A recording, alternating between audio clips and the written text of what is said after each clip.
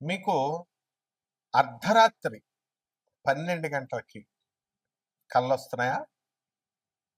తెల్లవారుజామున 3 గంటలకి కళ్ళొస్తున్నాయా? తర్వాత మళ్ళీ 6కి తెల్లారిపోయిన తర్వాత కళ్ళొస్తున్నాయా? వీటికి ఒక్కొక్క టైంలో వచ్చేటటువంటి ఒక్కొక్క కళకి ఒక్కొక్క అర్థం ఉంటుంది. దానితో మీ జీవితం మీద ప్రభావం ఉంటుంది. అంతేకాదు మర్నాడే ఆ ప్రభావం కనబడుతుంది. అలాగే కళల్లో టైంలే కాకుండా మనకొచ్చేటటువంటి కళల్లో ఉన్నటువంటి వస్తువులు కానీ, జంతువులు కానీ, మనుషులు కానీ, దెయ్యాలు కానీ, ఇలా మీకు వచ్చేదానికన్నిట్లికి కూడా ఒక్కొక్క దానికి ఒక్కొక్క అర్థం ఉంటుంది. ఆ అర్థం ప్రకారమే మనకి జరుగుతుంది జీవితంలో. ఇప్పుడు ఉదాహరణకి మనకి రేపు ఏదైనా కీడు జరగబోతుందనుకోండి. ముందు రోజు నుంచే మనకి 2, 3 రోజులు ముందు నుంచి మనసు కీడిస్తా ఉంటది. ఏదో, ఏదో అవుతున్నట్టుగా, ఏదో గుండె పిండేసినట్టుగా ఉంటుంది. కాబట్టి ఇలాంటివన్నిట్లికి దేనికి కారణం అంటే, మనకి ఈ శకునాలు అంటాం దాన్ని. ఇప్పుడు నాకొక శిష్యుడున్నాడు హరీష్ అని. మరి బండి మీద విపరీతంగా రోజుకి మనకి ఎంత లేదైనా పాపం ఓ 30-40 కిలోమీటర్లు మినిమమ్ వెళ్ళేవాడు. తర్వాత అలా 15 సంవత్సరాలు వెళ్ళినటువంటి అతనికి ఒకరోజు కలొచ్చింది. అతను బండి మీద నుంచి పడిపోతున్నట్టు. అది ఎప్పుడొచ్చిందండి? తెల్లారుజామున 3 గంటలకొచ్చింది. మరి కరెక్ట్‌గా మర్నాడు తెల్లారుజామున పడిపోయాడు పాపం. చేతులకి దెబ్బలు తగిలినియి. చిన్న చిన్న దెబ్బలయినప్పటికీ కూడా ఇది నిజ జీవితంలో జరిగిందా? లేదా? జరిగింది. ఇకపోతే మనకి అత్యద్భుతంగా ఎదగాలి అనే తపనతో చాలామంది ఉంటారు. కష్టపడతా ఉంటారు. కుంభరాశిలో ఏలినాటి శని జరుగుతున్నప్పుడు కూడా ఇప్పుడు ప్రెజెంట్ 2025లో ఒక వ్యక్తికి ఏనుగు కల్లోకొచ్చింది. మరి మర్నాడే ఒక 50,00,000 రూపాయల వర్క్ వచ్చింది అతనికి. ఆ వర్క్‌తో అతను అప్పులన్నీ తీర్చేసుకున్నాడు. ఈ విధంగా ఒక వ్యక్తికి లారీ కల్లోకొచ్చింది. లారీ కల్లోకొచ్చిన 4 రోజులకి ఒక నల్లని వ్యక్తొచ్చాడు. వచ్చి ఈ యొక్క లారీ అమ్మకానికి ఉందండి అన్నాడు. కొన్నాడు. అతనేమైందో తెలుసా ఆ లారీ వల్ల? అతనికి 2 ఇల్లులుంటాయి. లారీ వ్యాపారం బానే ఉంటదని మనం పెట్టుకుంటాం కదా! లారీ వెళ్తుంది, వస్తుంది. రోజుకో ప్రాబ్లమ్ చెప్తున్నాడు లారీ క్లీనరు. రోజుకో ప్రాబ్లమ్ చెప్తున్నాడు డ్రైవరు. అటు బండి వదులుకోలేక, ఇటు వ్యాపారాన్ని ఆపుకోలేక ఏం చేశాడంటే అతను ఆ ఒక ఇల్లు నెమ్మదంగా అమ్మేసుకోవడం జరిగింది. కాబట్టి ఇవన్నీ కూడా అదృష్టం కానీ, లేకపోతే మనకొచ్చేటటువంటి దురదృష్టం కానీ, ఇవన్నీ కళల రూపంలో మనకి భగవంతుడు మనకి ప్రసాదిస్తాడు. తర్వాత చాలా మందికి పాములు కల్లోకొస్తుంటాయి. అంటే చాలా రకాల కల్లోకొస్తాయి. ఎక్కువగా వచ్చేటటువంటి వాటిలన్నిటిని కూడా ఒక కేటగరైజ్ చేసి చెప్తున్నాను. పాములు కల్లోకొస్తాయి. ఆ పాములు నేల మీద పాములు, నీటిలో పాములు ఇలా వస్తాయి కదా! ఇలా వచ్చినప్పుడు పాము మిమ్మల్ని పెద్దవాళ్ళు మన ఇంట్లో పెద్దవాళ్ళు చెప్తూ ఉంటారు. పాము కాటేయాలండి అని. కాటేస్తేనే మంచి కల. లేకపోతే పాము అనేటటువంటిది గాలి, దెయ్యము అని చెప్తూ ఉంటారు. పామొస్తే ఏమవుతుందో తెలుసా మీకు? చక్కగా ధనం, ధనం రాబోతుంది. నాగదేవత పాము. అందువలన గాలి, దెయ్యం అని పెద్దలు పాపం మామూలుగా చెప్తూ ఉంటారు. అలా కాకుండా మనం ఈ జ్యోతిష పరంగా మనం కనుక తీసుకున్నట్లయితే మనకు కొన్ని అర్థాలు ప్రత్యేకంగా ఈ పాముల కల్లోకొచ్చినప్పుడు, మనకి చేపల కల్లోకొచ్చినప్పుడు, నీటి జంతువుల కల్లోకొచ్చినప్పుడు, కప్ప, నీరు ఉన్నటువంటివన్నీ కూడా మనకి పైకి, పైకి తేలుతున్నట్టు కల్లోకొస్తున్నాయనుకోండి, మనం కష్టాల నుంచి బయటకొచ్చేస్తున్నట్లు లెక్క. అదృష్టం మనల్ని వరించబోతోంది అని అర్థం. ఎక్కువగా సామాన్యంగా అందరికి ఎవరి కల్లోకొస్తారు తెలుసా? యూత్ చదువుకునేటటువంటి పిల్లలకి మరి వాళ్ళకి పుస్తకాలు, పెన్నులు కల్లోకి రావాలి. కానీ ఈ మధ్య కాలంలో వాట్సాప్‌లు, ఫోన్‌లు కల్లోకొస్తున్నాయి. ప్రేమల్లో పేకలోతుల్లో దిగిపోయినటువంటి వాళ్ళుంటారు. వాళ్ళకి వాళ్ళ ప్రియుళ్ళు, ప్రియురాళ్ళు కల్లోకొస్తారు. ఇది సహజం ఇది. కానీ ఈ ప్రియులు, ప్రియురాళ్ళు కల్లోకొస్తే త్వరలోనే మనకి మన జీవితం భస్మం అయిపోతుందని అర్థం అనమాట. త్వరలోనే మనకి కెరీర్ పరంగా మనం దెబ్బతింటాం. ఆ తర్వాత మన భవిష్యత్తు దెబ్బతినేటటువంటి ఛాన్స్ ఉంది అని.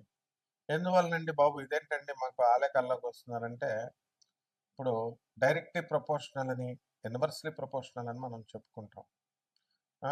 అందువలన ఈ ఇన్వర్స్‌లీ ప్రపోర్షనాలిటీలోకొచ్చేటటువంటి ఇదే ఈ యొక్క ప్రియులు, ప్రియురాళ్ళు ఇదంతా కూడా. మీరు నిజం చెప్పండి గుండెల మీద చెయ్యేసుకొని. ఎవ్వరన్నా పెళ్ళయిన తర్వాత గానీ, లేదా పెళ్ళికి ముందు ప్రేమ వ్యవహారాలు ఇప్పుడు పెళ్లి చేసుకునేవాళ్ళు కొంతమందికే సక్సెస్ అవుతాయనుకోండి. వీళ్ళెవ్వరైనా బాగుపడినోళ్ళున్నారా?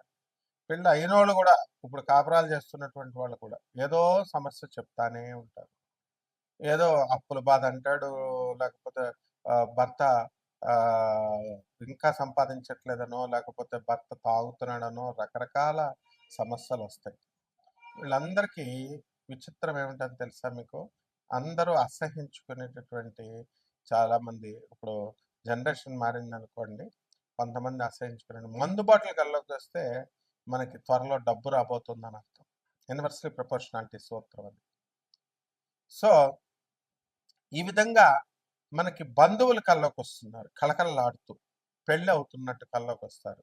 పెళ్ళవుతున్నట్టు వస్తే చనిపోయినట్టు రావాలి, పెళ్ళొస్తున్నట్టు వస్తే మంచిది కాదు అని అంటారు. పెళ్లి కూతురు, కొత్త పెళ్లి కూతురు కల్లోకి రావాలి. నీకు నువ్వే కల్లోకొచ్చావనుకోండి, అబ్బా! అద్భుతం అనమాట. ఆ తర్వాత త్వరలో కుడి కన్ను కొట్టుకోవడం అనుంటుంది. మనకి తెల్లవారుజామున కూడా మనకి కళ్ళు కుడి కన్ను కొట్టుకోవడం ఇవన్నీ కూడా మనకు కొంతమందికి అనుభవంలోకొస్తాయి. ఇలా చాలా రకాలు. మర్రి చెట్టు, రావి చెట్టు, తర్వాత ఈ ఉమ్మెత్తు చెట్టు ఇవి కల్లోకి రావాలి. ఇవి కల్లోకొచ్చినప్పుడు మనకి ధనం రాబోతోంది అని అర్థం. అలాగే ఆమదం చెట్టు, ఆమదం నూనె రాసుకుంటున్నట్టు కనుక కల్లోకొస్తే త్వరలో మనకి జగడం, యుద్ధం జరగబోతోంది, శత్రునాశనం జరగబోతోంది అని అర్థం.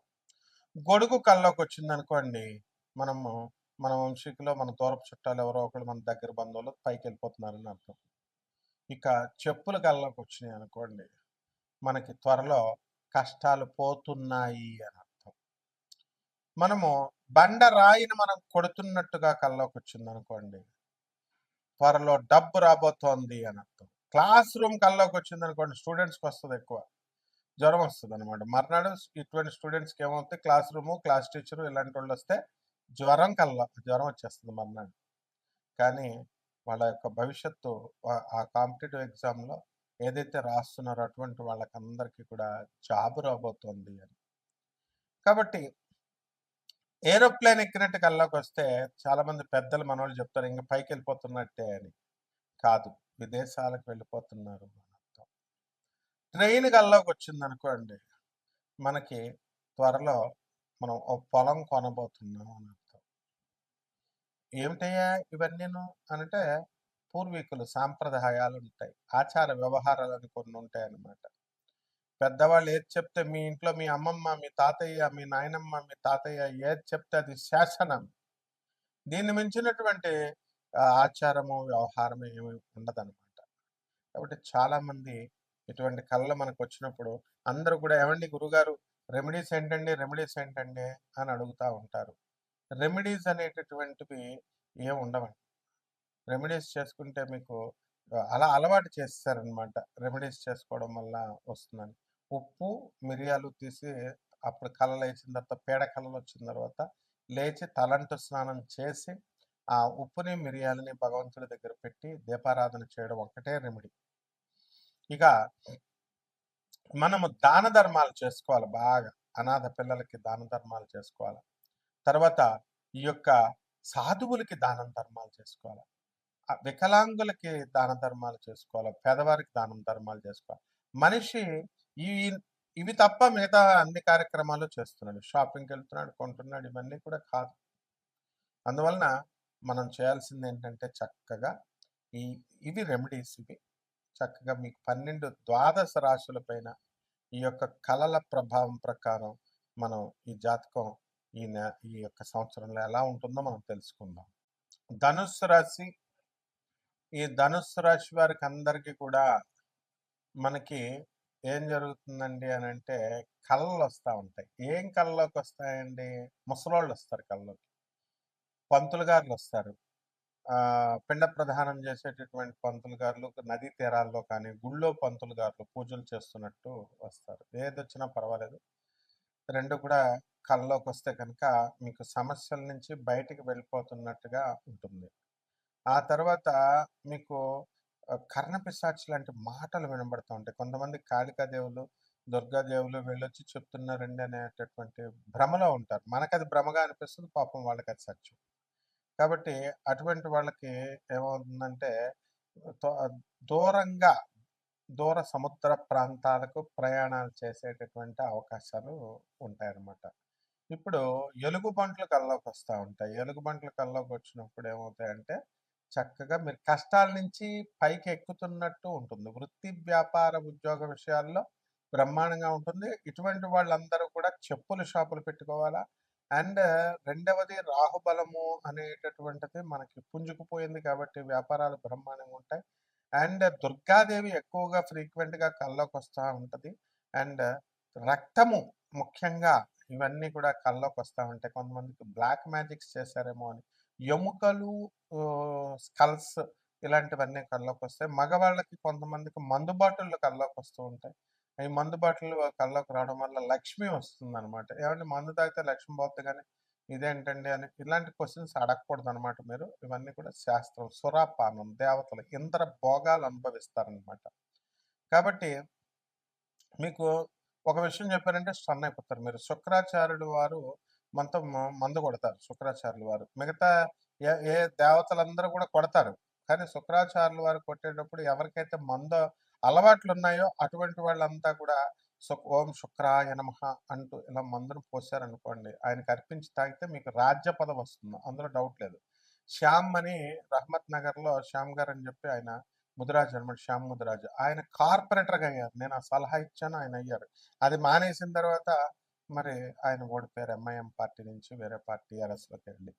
సో ఇలాంటివన్నీ నేను అనుభవాలతో చెప్తాం గురువులు. విన్నావా, ఇది తప్పండి, మందు ఇలా చెప్పకూడదండి, అలా చెప్పకూడదండి అంటే వేణుస్వామి లాంటి వాళ్ళు అమ్మవారికి ఏకంగా మందు పెట్టండి, మందు బాటలు పెట్టండి, దీన్ని పెట్టండి, ఇది మటన్ పెట్టండి, చికెన్ పెట్టండి, ఇట్లాంటివన్నీ చెప్తారు. అది వేరు, ఇది వేరు. ఇదేంటంటే జగద్గురువు శుక్రాచార్యులు వారు మంచివాళ్ళు, చెడ్డవాళ్ళకు కూడా మేలు చేసేటటువంటి వాళ్ళు. ఈయనకి నాన్ వెజిటేరియన్ వెజిటేరియన్ పెట్టకూడదు, మళ్ళీ రివర్స్ అయిపోద్ది. ఓన్లీ మందు తాగేటటువంటి అలవాటు ఉన్నవాళ్ళు ఆయనకి సమర్పించి తాగితే దాన్ని లీగలైజ్ చేస్తారు. ఎలాగంటే ఇప్పుడు నోటరీలు గీటరీలు ఆక్రమాలు గవర్నమెంట్ ల్యాండ్లు ఇలాగ అన్ని తీసుకుంటారు కదా హైదరాబాద్లో, అన్ని BRS LRS legal land regularisation చేసేసారు, బిల్డింగ్ రెగ్యులరైజేషన్ చేసేసారు, పెనాల్టీ కట్టించుకుంటారు, రెగ్యులరైజ్ చేస్తారు. ఇలా మందు అలవాటు ఉన్న వాళ్ళు ఎవరైతే వీళ్ళు ఇలా రెగ్యులరైజేషన్ లాంటిది అనమాట ఇది. శుక్రాచార్యులు వారు ఏం చేస్తారంటే ఆ ఫోన్లో పాపం అడుగుతున్నాడని, ఇది మందు అలవాటు ఉన్న వాళ్ళు మాత్రమే సుమా, మిగతా వాళ్ళు చేయకండి. ఆ తర్వాత ఇకపోతే ఈ యొక్క తోటకూర కల్లోకి వచ్చిన, గోంగూర కల్లోకి వచ్చిన మీకు కష్టాలన్నీ కూడా తొలగిపోతున్నట్టు లెక్క. నల్లని వస్త్రాలు ఇవన్నీ కూడా బ్లూ కానీ వస్త్రాల కనుక వస్తే మీకు శనీశ్వరుడు అనుగ్రహిస్తున్నాడని అర్థం. లేకపోతే చేపల కల్లోకి వస్తే పుష్కలమైనటువంటి చిల్లర పైసలు వస్తాయి. తర్వాత తాబేలు వస్తే బంగారం వస్తుంది. ఈ ధనుసు రాశి వారికి అంటే ఇక్కడ కొన్ని పాయింట్లు తెలుసుకోవాలి. ధనుసు రాశి వారికి తాంబేలు కల్లోకి వస్తే ఒక రకంగా ఉంటుంది, వృశ్చిక రాశి వారికి తాంబేలు కల్లోకి వస్తే ఒక ఫలితం ఉంటుంది. ఇదన్నీ క్లబ్బ చేయకూడదు. ఇవన్నీ కూడా శాస్త్ర పరిశోధనలో చేసేటట్టు. దీనికి మూలం ఏమిటి? విదుర్నీతి. విదుర్నీతిలో ధర్మమే చేయమంటాడు. ఎక్కడ చేస్తామండి ధర్మం మనం? ధర్మాన్ని అడుక్కున్నా పర్వాలేదు, గెంజి తాగినా పర్వాలేదు, ధర్మాన్ని అంటిపెట్టుకోండి. కుబేర్లు కాకపోతే ఈ జన్మలో నన్ను అడగండి, నేను మాట్లాడతాను కృష్ణుడితో డైరెక్ట్. టెలికాన్ఫరెన్స్ పెడతాం. ఇప్పుడు ఉన్నటువంటి వాళ్ళందరూ కృష్ణుడికి వాట్సాప్ చేసి చాటింగ్లు చేస్తున్నారు. మనం కృష్ణుడికి ధర్మంగా ఉన్నప్పుడు నిలదీసి అడగొచ్చు. అర్థమైందండి? కాబట్టి కంగారు పడకండి, డిస్కరేజ్ కాకండి. శ్రీకృష్ణుల వారి దయామయుడు మనల్ని అందరినీ కూడా ఉద్ధరిస్తాడు. టర్నింగ్ పాయింట్ టపక్‌మని తిప్పేస్తాడనమాట ఒకసారి. ఆ టపక్‌మని తిరిగేటటువంటి టైము ధనుసు రాశి వారికొచ్చింది. ఎంతవరకు మీరంతా అప్పులు చేసేసి బిల్డింగ్‌లు తర్వాత ఈ ల్యాండ్‌లు వ్యాపారాల మీద పెట్టేశారు. అవన్నీ కూడా అమ్ముడవ్వట్లేదని బాధపడుతున్నారు. ఇప్పుడు అమ్ముడవుతాయి. గురుబలం పెరిగిపోయింది. అలాగే యూట్యూబ్ ఛానెల్స్ నడుపుతున్నటువంటి వాళ్ళున్నారు. మీడియా రంగంలో ఉన్నటువంటి వాళ్ళున్నారు. డబ్బులు అప్పులు తెచ్చి పెట్టుకున్నటువంటి వాళ్ళు. వాళ్ళ కష్టాలు వాళ్ళకుంటాయి. ఆళ్ళ కష్టాలను మీరు టైటిల్స్ ఒకలా పెట్టారండి. లోపల మ్యాటర్ ఒకలాగా పెట్టారండి. తర్వాత కామెంట్స్ ఆఫ్ చేశారండి. ఆళ్ళ పాటలే ఆళ్ళకున్నాయి. పాపం ఆళ్ళేదో మీకు విందు వినోద కార్యక్రమాలకి ఏర్పాటు చేస్తున్నారు. ఏదో ఫ్రీగా జాతకాలు చెప్తున్నారు. నెట్ మీరు దీనికోసం ఖర్చు పెట్టరు కదా! రిలయన్స్ కంపెనీ వాళ్ళు నెట్ అందరికి ఫోన్‌లు మాట్లాడుకోవాలి కాబట్టి అందులో నెట్ ఉపయోగించి నెట్ చూత్తరు. కానీ మేము నెట్ ఖర్చు పెట్టట్లేదండి అనేవాళ్ళుంటారు. ఫ్రీగా చూసేటప్పుడు ఎందుకు మనం చక్కగా వాళ్ళకి కోఆపరేట్ చేయాల. ఛానల్స్ వాళ్ళందరికీ కూడా కోఆపరేట్ చేయాల. ఛానల్స్ వాళ్ళు అందరూ కూడా బ్రహ్మాండంగా ఫైల్‌లోకొచ్చేస్తారు. ఇప్పుడు మనం మీకు వ్యక్తిగత ఇదంతా ఎంటర్‌టైన్‌మెంట్ ప్రోగ్రామ్‌లు తీసుకోండి. ఇప్పుడు లవ్ ప్రోగ్రామ్‌లు, రొమాన్స్ ప్రోగ్రామ్‌లు, ఆ తర్వాత ఇవేంటివి సీరియల్స్ చూస్తారు. అలాగే అనుకోండి జ్యోతిష్ శాస్త్రాన్ని. ఎందుకు విమర్శించాలి జ్యోతిష్ శాస్త్రాన్ని? మీరు మనం మనం దాన ధర్మాలు చేశామా లేదా? అది అది అబ్జర్వ్ చేయండి మీరు. మన కర్మలు కరెక్ట్‌గా ఉన్నాయా లేవా? ఒకసారి పరిశోధన చేసుకోండి. అందువల్ల నిజంగా సీరియస్‌గా ఎవరికైతే సమస్యలు నిజంగా ఉన్నాయో అటువంటి వాళ్ళు నా నంబర్ స్క్రోల్ అవుతుంది. దానికి నంబర్‌కి వాట్సాప్ పెట్టండి. ఫోన్‌లు చేసినా కూడా వేస్ట్. ఒక్కొక్కళ్ళు పొలోమని చేస్తే ఎవరిదని ఎత్తుతో మొత్తం ఫోన్‌లే ఎత్తడం మానేశాను నేను. కాబట్టి మీకు చక్కగా సలహాలు, సంప్రదింపులు ఇవన్నీ కూడా ఇవ్వడం జరుగుతుంది. నాన్ కమర్షియల్ యాస్పెక్ట్‌తో వెళ్ళడం జరుగుతుంది కాబట్టి చక్కగా మీరు పెట్టండి. ఇదొకటి. నెంబర్ 2 రెమెడీస్ దగ్గరకొచ్చేసరికి ధనుస్సు రాశి వారికి అస్సలు శని చితగ్గొడేస్తున్నాడు మిమ్మల్ని. మీకు తెలీదు ఎంత బాధేస్తున్నాడో. శని జపం చేసుకోండి, శని స్తోత్రాలు చదువుకోండి, శనికి కిలోంపావు నల్ల నువ్వుల్ని, నల్లని వస్త్రాన్ని పేద బ్రాహ్మణులకి శనివారం నాడు ఉదయం 8 గంటలకు దానం చేసుకోండి. అలాగే రావి చెట్టుకి నీళ్లు పోయండి. రావి చెట్టు చుట్టూ మీరు ప్రదక్షిణలు 108 ప్రదక్షిణలు ఓం శనైశ్చరాయ నమః అంటూ ప్రదక్షిణలు చేసుకోండి. బ్రహ్మాండంగా ఉంటుంది. శుభమస్తు.